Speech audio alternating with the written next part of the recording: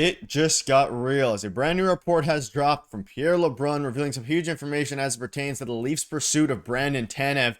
And as we are now days away from the deadline, reports are really starting to pick up. We're going to break that down and discuss what it means going forward. But before we get into it, quick reminder to hit that subscribe button. If you're a part of the percentage who aren't subscribed to the channel, about 71% of you who are watching right now aren't subscribed. Make sure to hit that subscribe button. And thank you guys again for your continued support. There's a lot to go over today. Obviously, we're in an interesting spot right now. The Leafs are actively in talks with a bunch of different players. We've seen a bunch of different trades go down. The Oilers, Devils, a huge trade on that front as well with the Bruins.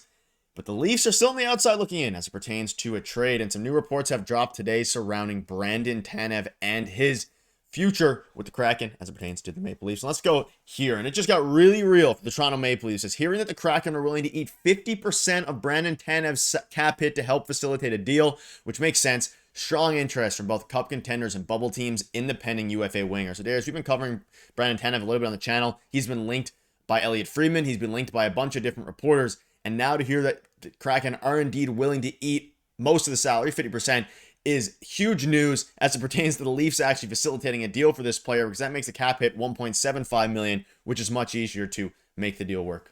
Yeah, for them to come out and say this too tells me that maybe it wasn't as easy as they thought to move this player, right? Maybe a lot of teams want this player. I'm sure the Toronto Maple Leafs would like this player, but maybe it's not as easy as they thought to move him. And now they're willing to retain some salary, which I think was probably going to happen anyway, but maybe with a sweetener. So maybe now, part of the deal is, hey, we'll retain the salary if you're going to take this player. And obviously we want something in return, but you don't have to add something extra in order for us to retain salary. So I think it's pretty interesting in that way. That he is still available, though. That's the other thing that this is telling us, that he is definitely still available. They're trying to shop him. They would be open to shopping him. So I wonder if the Leafs come calling, because things have certainly changed. And Scott Lawton, we'll talk about in another video as well, is, a guy who the asking price is far too high. A lot of the centers, the asking price is very high.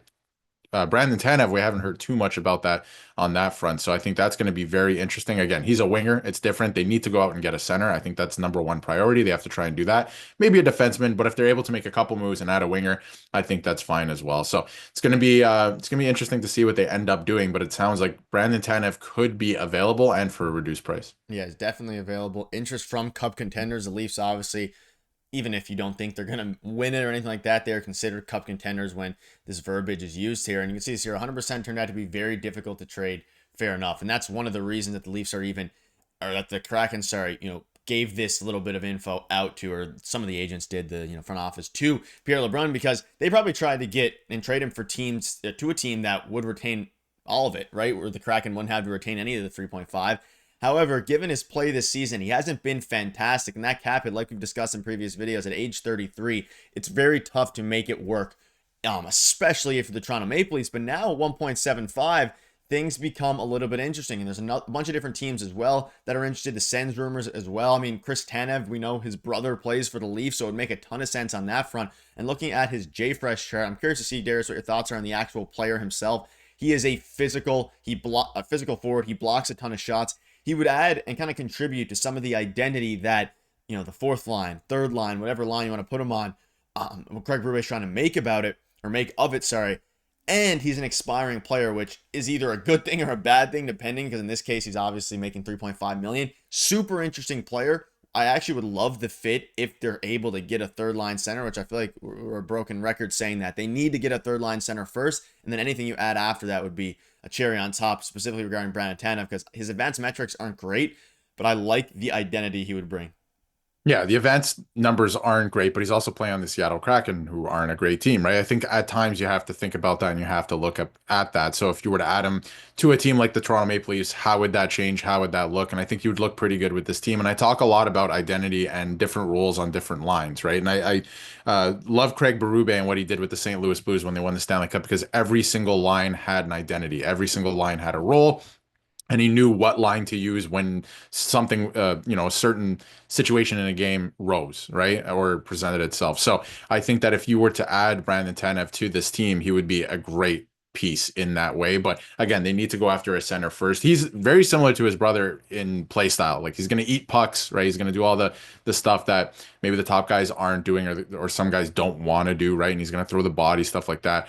And the other thing too is they're from here, both these brothers, obviously, right? They're from Toronto. So yes, he would be a rental if you look at it at face value, on paper, all of that. But I think you'd be open to returning, playing with his brother, right? Like I'm sure you can get a contract done. He's getting a little bit older, so I'd imagine the contract wouldn't be as much as it was. He would probably take a little bit less. So that's something to consider as well, that he probably would want to end up staying, of course, if it makes sense for the Leafs. But it wouldn't be like a pure rental where it's a guy that's going to leave right after, like a Ryan O'Reilly or something like that. I think he'd be open to staying to play with his brother, so that's something to consider as well. But again, I still think that everything falls on, they probably need a depth defenseman and they probably need a third line center. Yeah, obviously Chris Tanev's under contract for a few more years now. He's in year 1 of his Leafs deal, so could make some sense to reunite the brothers from Canada.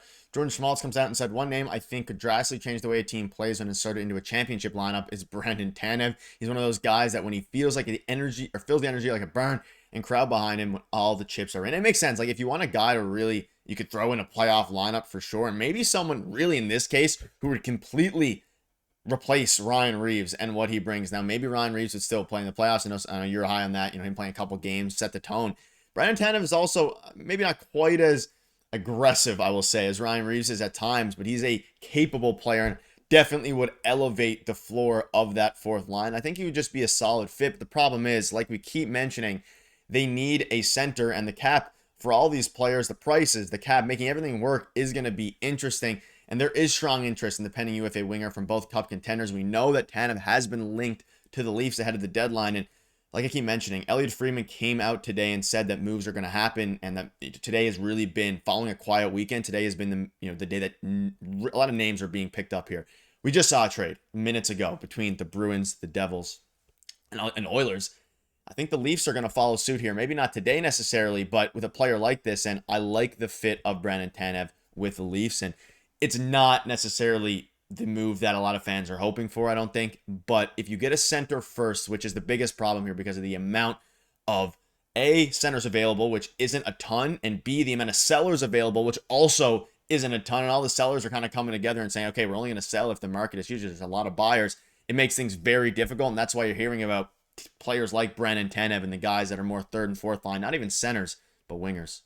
Yeah, exactly. And I still think that, Max Domi at third line center is probably not great. And I saw a lot of people saying, he was great on faceoffs even last year's playoffs. And he was, right? But it's more than just taking faceoffs. It's the positional play. And Max Domi, I just feel like would be better on the wing, or maybe they trade him to free up some salary cap to bring in some players. That's still on the table as well. So I think it's going to get interesting in that way. But yeah, Brandon Tanev, I think, would be a welcome addition if it makes sense for the team, right? Obviously third or fourth line if it makes sense. But yeah, it's going to be interesting to see what Brad Treliving has up his sleeve. Yeah, if you're going to make a move for a player of this nature, Brandon Tanev's a lot better than some guys who have 5 goals, 6 assists. At least Brandon Tanev will bring some identity and physicality, which is something the Leafs desperately like and need at times as well. But that'll wrap it up. Let us know down below what your thoughts are. A ton of new moves are going to be happening. New moves are happening all across the NHL, so we'll keep you up to date. Thank you guys for watching. See you later.